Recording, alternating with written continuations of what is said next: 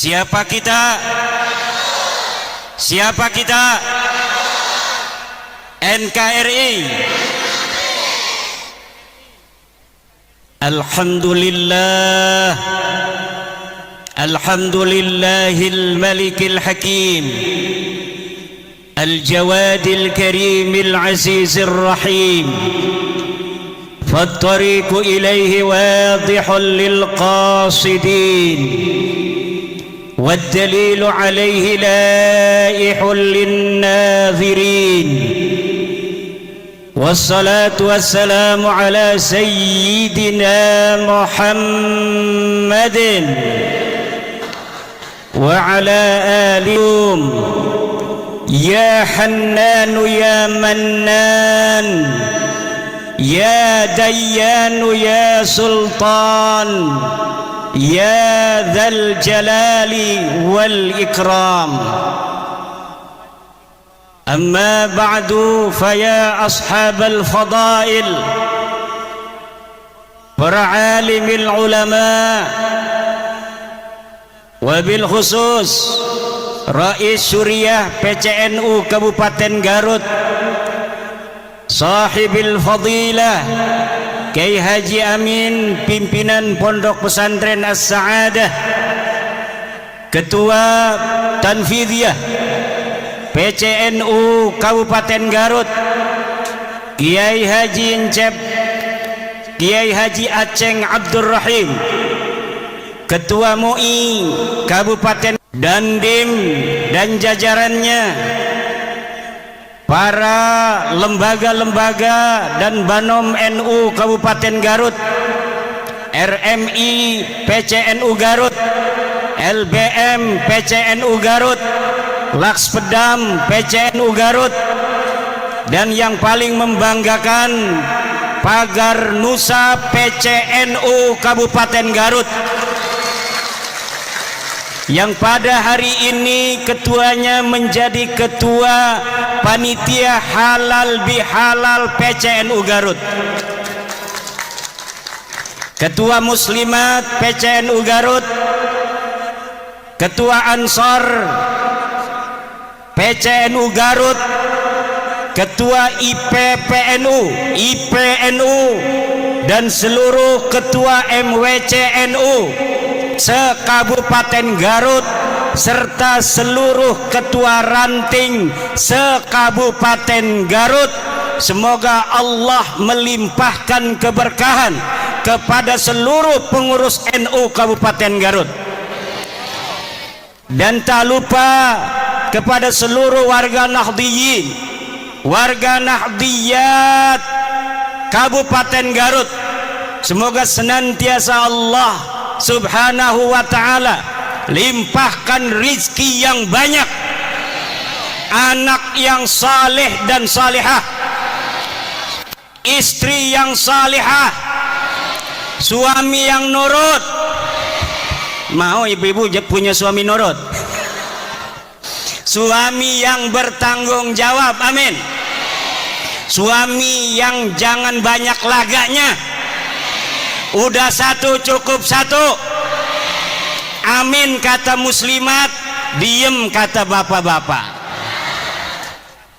Dan para pelajar-pelajar NU Kabupaten Garut, jangan salah pilih suami nanti, amin. Pilih suami yang soleh. Suami yang soleh itu cirinya yang pakai sarung, sarungnya sarung putih, pakainya jas coklat, pakai sorban putih.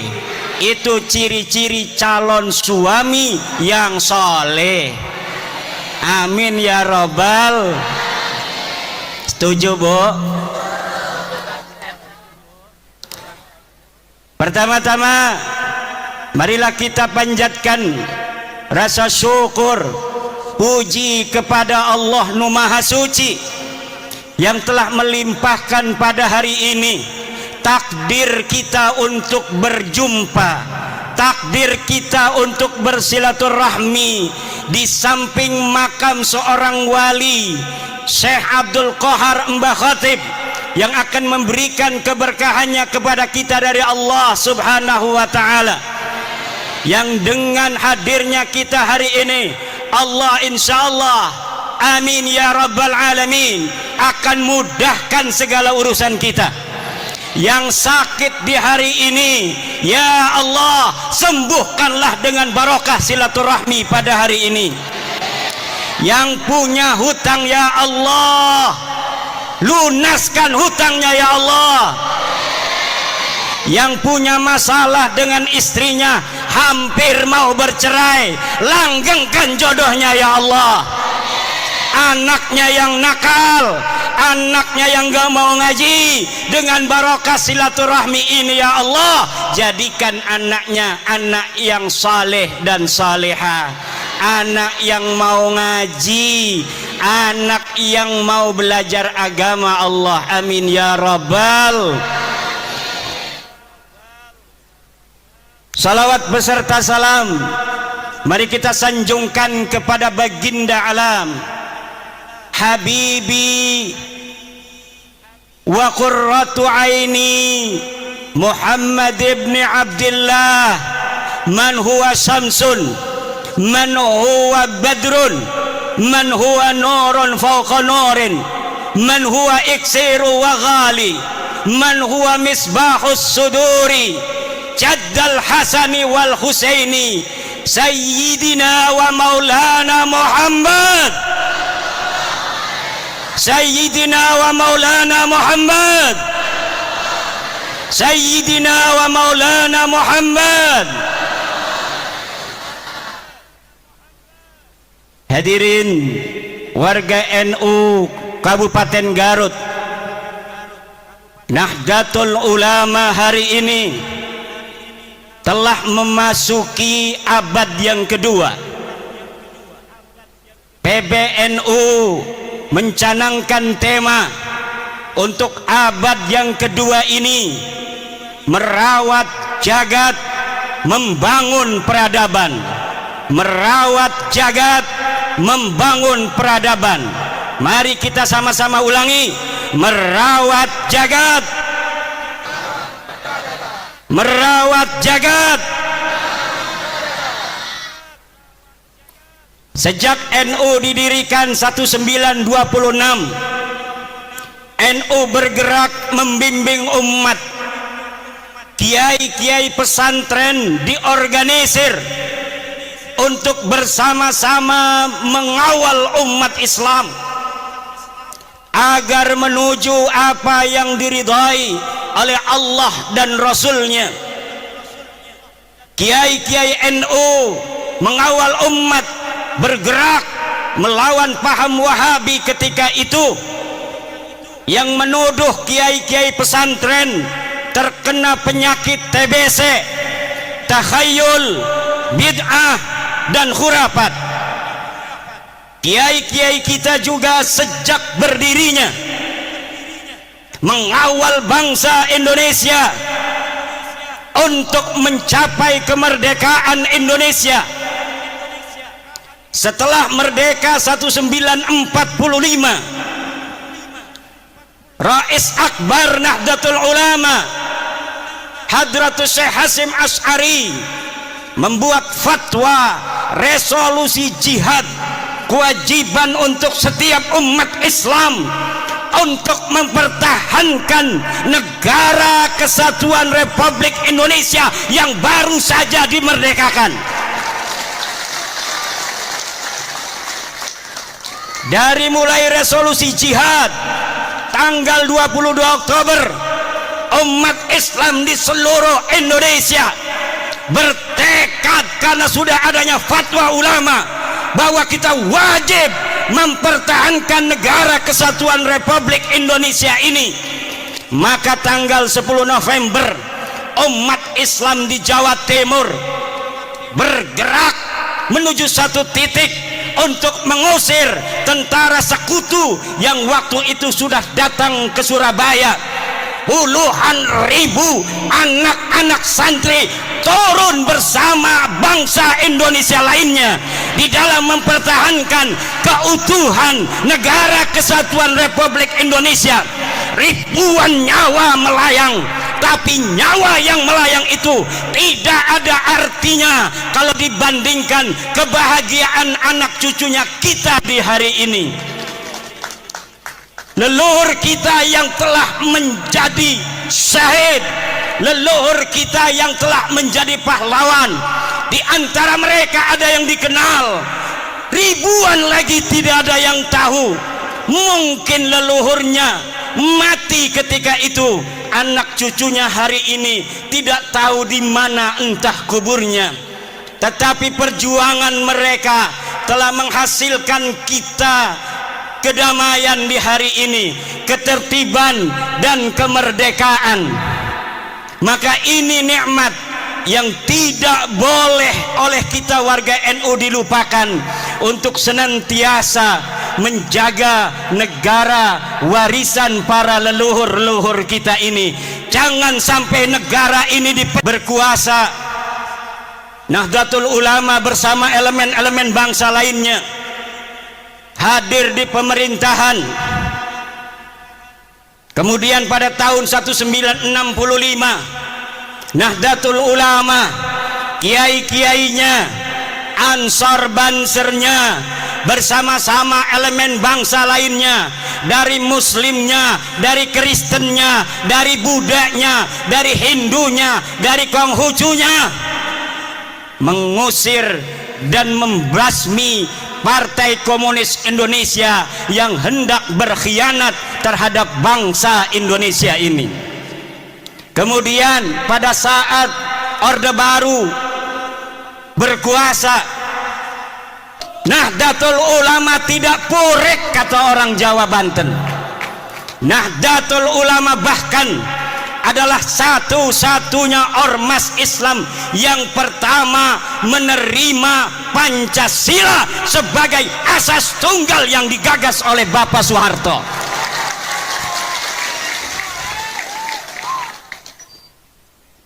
Kalau ormas lain mungkin sudah turun ke jalan, ormas terbesar oleh pemerintah Soeharto ditinggalkan, keberadaan yang besar dinafikan.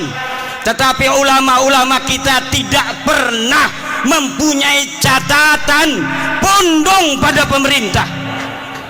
Ulama-ulama kita tidak pernah ada catatan menggerakkan rakyat untuk melawan pemerintah. Tidak ada. Kesetiaan Nahdlatul Ulama terhadap negara kesatuan Republik ini bersifat final, mutlakon, bila qayyidin, baik qayyidin lazimin maupun qayyidin ghairi lazimin, mutlakon, bahwa negara kesatuan Republik Indonesia ini adalah bagi Nahdlatul Ulama bersifat final. Setelah reformasi hadir seorang putra Nahdlatul Ulama, Sayyidi Syekh Abdurrahman Wahid, Gus Dur, Allah takdirkan memimpin negara kesatuan Republik Indonesia. Pada zaman SBY, kemudian gerakan-gerakan radikal muncul di Indonesia. NU bersama warga bangsa lainnya berjuang bagaimana gerakan-gerakan radikal ini bisa diberantas dari Indonesia. Abuya Dimyati berputra Abuya Muhtadi. Abuya Muhtadi berfatwa bahwa gerakan-gerakan radikal semacam HTI, FPI harus dihilangkan dari Indonesia. Sebelum negara Indonesia ngeh terhadap HTI dan sebagainya, Abuya Muhtadi Dimyati sudah berfatwa terlebih dahulu beberapa tahun yang silam bahwa HTI harus dibubarkan dari Indonesia.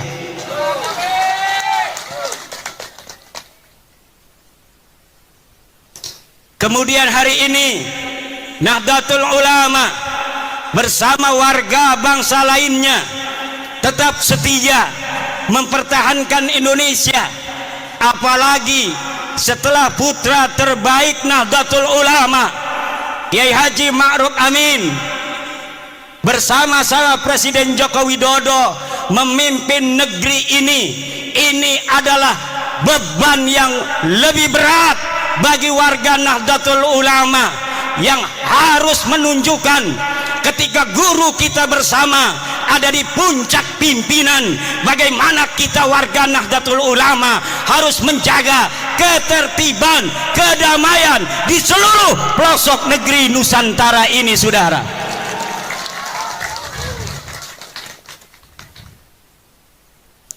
Indonesia ini negeri yang baldatun thayyibatun wa rabbun ghafur.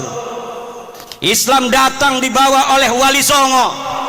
Islam datang dibawa oleh Wali Songo. Islam datang dibawa oleh Wali Songo. Islam datang dibawa oleh Islam datang dibawa oleh Islam datang dibawa oleh Islam datang, catat, dibawa oleh Wali Songo. Yang sekarang Nahdlatul Ulama mengkristalkan ajaran Islam Wali Songo dengan tawaran konsep Islam Nusantara. Kita Islam, tapi kita Nusantara. Kita Islam, tapi kita adalah Indonesia. Kita Islam dengan kesadaran bahwa ada saudara-saudara kita sebangsa yang berbeda agama, berbeda suku, berbeda adat istiadat, berbeda budaya, berbeda bahasa. Ini harus lahir di dalam kesadaran kita, sehingga kita sebagai umat Islam bijaksana sebagai mayoritas di dalam mencetuskan setiap gagasan-gagasan kenek Indonesia Raya. Kita Bhinneka Tunggal Ika, berbeda-beda tapi satu. Kita ada berbeda dari sisi budaya, tapi walaupun kita berbeda-beda, kita tetap satu jua, yaitu Indo.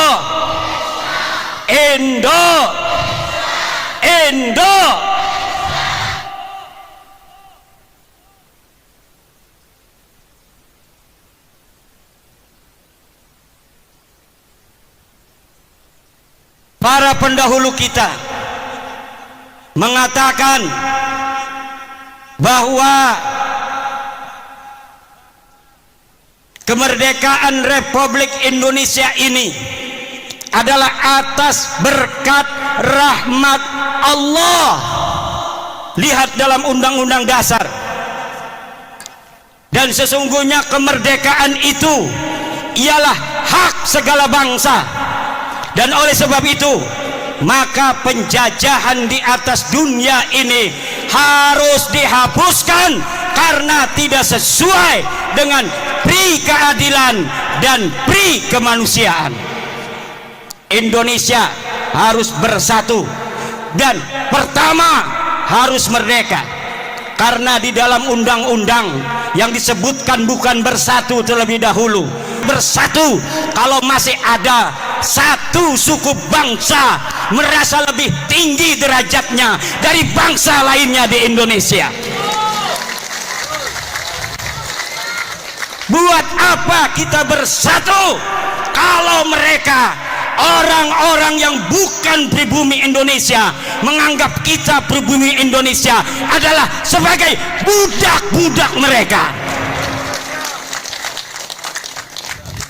Wahai pemuda-pemuda Garut, hai pemuda-pemudi Jawa Barat, hai pemuda-pemudi Pajajaran, hai putra-putri Siliwangi, hai putra-putri Aceh, hai putra-putri Sumatera, hai putra-putri Kalimantan, hai putra-putri Sulawesi, hai putra-putri Maluku, hai putra-putri Papua, hai putra-putri Nusa Tenggara, hai putra-putri Bali, hai putra-putri Madura, hai putra-putri tanah Jawa, kalian adalah pewaris-pewaris negeri Indonesia ini. Jangan sampai kalian di negeri kalian sendiri yang direbut dari penjajah dengan darah-darah kakek-kakek kalian sendiri, kemudian negeri ini, kehormatan kalian gadaikan, kalian jadikan hal yang menghinakan daripada perjuangan kakek-kakek kalian sendiri. Jangan menjadi budak dari bangsa-bangsa selain kalian.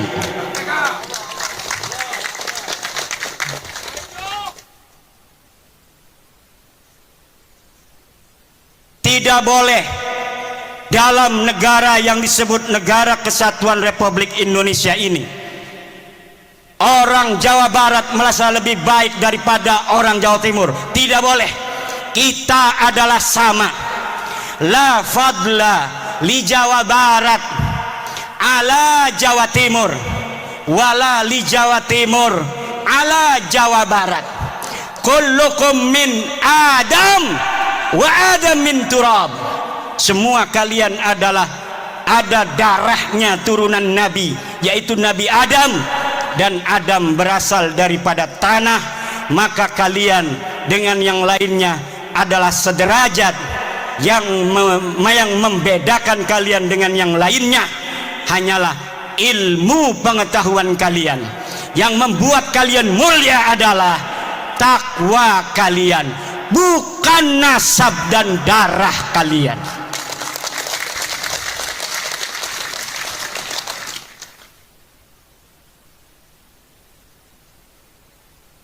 Kullukum ummahatukum waladnakum ahrara fala takunu abidan li ghairikum. Ibu-ibu kalian melahirkan kalian dalam keadaan merdeka, maka jangan sampai kalian menjadi budak-budak dari selain kalian.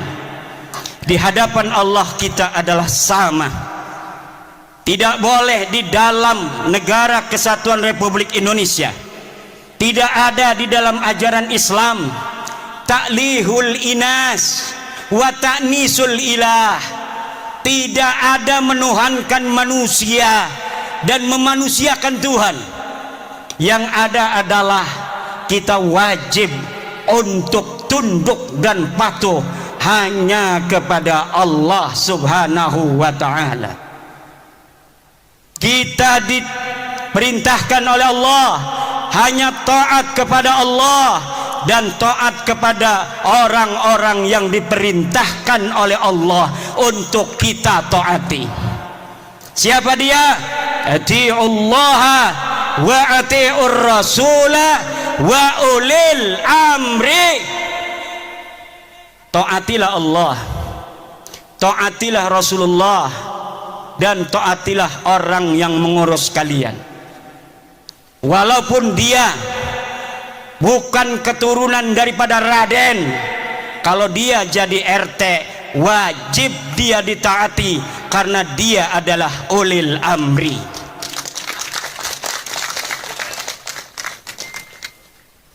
Walaupun dia turunan Nabi Nuh, turunan Nabi Ibrahim, kalau dia tidak jadi apapun dalam kehidupan, tidak ngurus urusan kalian, tidak ada kewajiban kalian untuk mentaatinya. Tidak ada.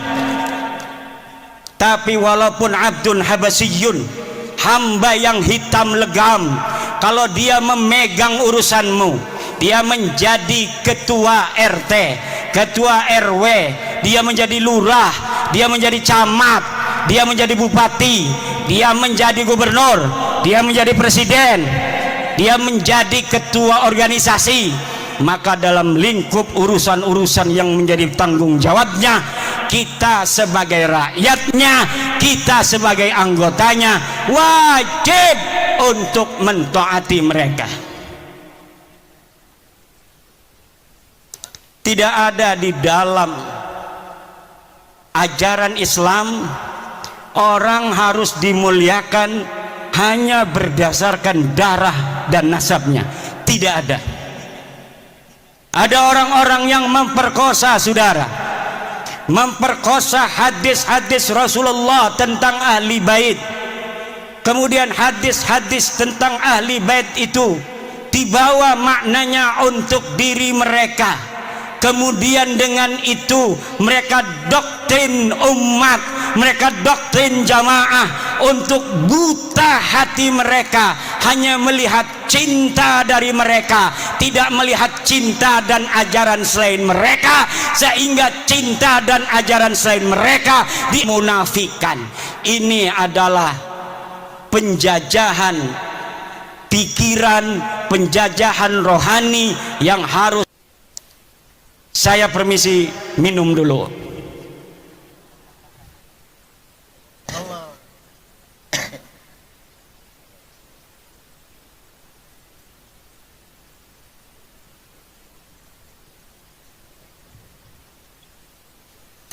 Allah berfirman, walaqad karramna bani Adam, dan sungguh kami telah memuliakan anak Adam. Allah lah yang telah memuliakan kalian, wahai orang Garut, wahai orang Limbangan. Maka jangan hinakan kalian di hadapan siapapun atas nama apapun, kecuali di situ ada perintah Allah Subhanahu wa taala. Kehinaan yang diperbolehkan adalah kehinaan di hadapan orang tua kita. Wahfid janah, harus tawadhu, harus menghinakan diri di hadapan ibu kita, di hadapan ayah kita. Waman fi ma'nahuma indal ulama wa huwal masyayikh.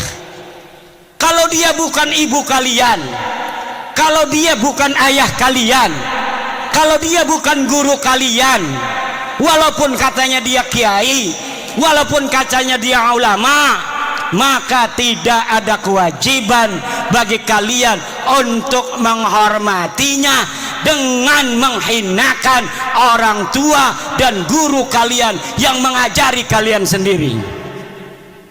Artinya, apabila ta'arud antara menghormati orang tua dengan menghormati ulama itu, maka orang tua harus didahulukan terlebih dahulu.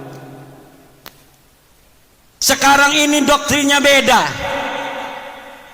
Kalau engkau mencintai cucunya Rasul, walaupun ibumu sakit, maka engkau harus hadir apabila ada panggilan juang, kalau ada panggilan jihad. Jihad apa? Negeri kita ini sedang tenang, saudara. Negeri kita ini aman, tentram. Ngedengerin ceramah juga bisa sambil beli cilok, ngedengerin ceramah juga bisa sambil ngopi, bisa sambil ngerokok. Banser begana begini juga nggak ada apa-apa sebenarnya mah, pura-pura sibuk, aman tentram, betul nggak? Cuma Banser ingin menunjukkan penghormatan pada kiai-kiai saja, sebenarnya nggak ada apa-apa. Negeri kita ini aminatan mutmainnah, aman dan tentram.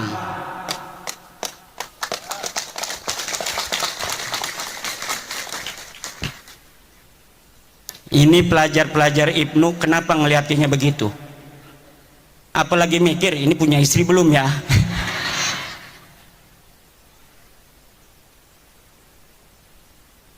Gampang, saya tinggal ngontek ya Amin. Ya iya. Saudara-saudara kaum muslimin rahimakumullah, yang terjadi hari ini adalah orang-orang yang memegang mic, tapi dia tidak memegang hati. Dia asal bicara, walau kadangkala menyakiti ratusan juta bangsa Indonesia. Bagi yang cinta pada dia karena sudah buta, mereka membenarkan mereka karena yang diajarkan adalah kebutaan. Yang diajarkan cinta, dipanggilnya pengikut itu muhibbin. Tidak seperti Rasulullah memanggil pengikutnya dengan sebutan ashab. Imam Syafi'i memanggil murid-muridnya ashab. Para kiai memanggil pengikutnya santri. Tidak ada yang memanggil muhibbin. Para pecinta itu tidak ada, saudara. Muhibbin itu buta, karena sehingga yang menjadi pengikut mereka amat disebut ashab. Maka ketika Nabi Muhammad tiada, murid-muridnya para sahabat ini kemudian menjadi orang-orang tinggi derajatnya, bahkan bisa mengalahkan Rasulullah, dapat menguasai tanah yang lebih luas, sehingga mereka tanah yang dikuasai itu menyebut la ilaha illallah. Itulah murid-murid Rasulullah yang disebut ashab, bukan disebut muhibbin. Kemudian murid-murid Imam Syafi'i disebut ashabus Syafi'i, sahabat-sahabat Imam Syafi'i. Maka mereka kemudian menjadi ulama-ulama besar sepeninggal Imam Syafi'i. Cucu-cucu muridnya juga menjadi ulama-ulama besar. Kemudian cucu-cucu muridnya menjadi ulama-ulama besar. Mereka yang disebut sebagai ashab adalah mereka yang dididik untuk lebih mulia dan lebih pintar dari gurunya. Sementara mereka yang disebut muhibbin hanya dijadikan anak buah yang untuk mengorbankan diri bagi yang dicintainya.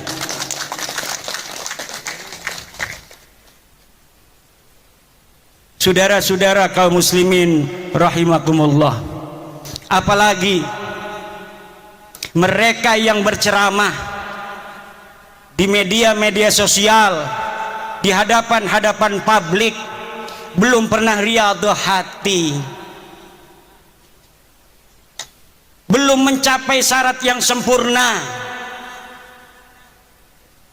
Syekh Abdul Qadir Jailani mengatakan, la yambaghi li faqirin ayyatasadda wa yatasaddara li irsadin nas illa in a'tahu Allahu ilmal ulama wa siyasatal muluk wa hikmatal hukama. Tidak segarutnya, layam bagi itu maknanya tidak segarutnya. Kalau orang Jogja tidak seyogianya, kalau orang Banten tidak sebantennya, kalau orang Cigawir layam bagi tidak segawirnya. Li fakirin, untuk seseorang untuk berceramah di hadapan manusia kecuali dia telah diberikan ilmunya para ulama, politiknya para pemerintah, dan hikmahnya para aulia-aulia Allah. Kalau orang telah memiliki tiga, pertama dia adalah ilmu dari para ulama, dia telah pantas berbicara karena sudah banyak ilmunya. Dia sudah ta'lim puluhan tahun di pondok pesantren, kemudian dia mengerti siyasatal hukama, politiknya para pemerintah. Kadang-kadang politik itu li siyasatin nas, sesuatu yang kelihatannya tidak baik untuk satu kelompok, tetapi hal itu manfaat dan maslahatnya baik untuk masyarakat yang lebih luas. Pemerintah kadang-kadang harus melakukan hal-hal yang demikian. Yang ketiga adalah hikmatul hukama. Dia harus mempunyai hikmahnya para aulia-aulia Allah, kasih sayang dan cinta di hati. Tidak setiap ilmu itu, saudara, bisa untuk diberikan di hadapan publik seperti ini. Yang harus diberikan ke hadapan publik seperti ini adalah apa yang menggerakkan mereka untuk mendekatkan diri kepada Allah dan menghilangkan perbudakan pikiran yang menggelantung di hati-hati masyarakat, sehingga pencerahan itu akan membuka dirinya untuk menjadi manusia yang merdeka, manusia yang betul-betul tidak menjadi budak daripada manusia lainnya. Saudara-saudara, sebenarnya saya ingin lama untuk berceramah, tetapi suara ini karena saking semangatnya di negeri sendiri, karena saya walau dari Banten tapi ada kata orang tua, ada silsilah nasab ke Bandung, Garut dan Sumedang Larang. Kalau di DNA, kalau berani DNA ya, berani nggak tes DNA? Berani nggak tes DNA? Berani nggak tes DNA? Kalau kita dites DNA, maka orang Banten dan orang Jawa Barat, di dalam darahnya, di dalam tubuhnya ada darah Prabu Siliwangi yang mengalir, saudara-saudara. Kalau diurut dari nonong-nonong, neng-neng yang duduk ini, dari dirinya sampai Prabu Siliwangi, lihat ada berapa leluhur yang telah mati di medan juang, ada berapa leluhur yang telah mati syahid dalam mempertahankan tanah Pasundan dan Jawa Barat ini, dalam mempertahankan Indonesia Raya ini, saudara. Maka kita kalau ada tes DNA diperintahkan oleh Gubernur Ridwan Kamil, turunan Sunan Gunung Jati, hei orang-orang Garut, tes DNA, aing hayang nyaho siap keturunan saha, siap ente tes DNA, siap ente tes DNA, siap ente.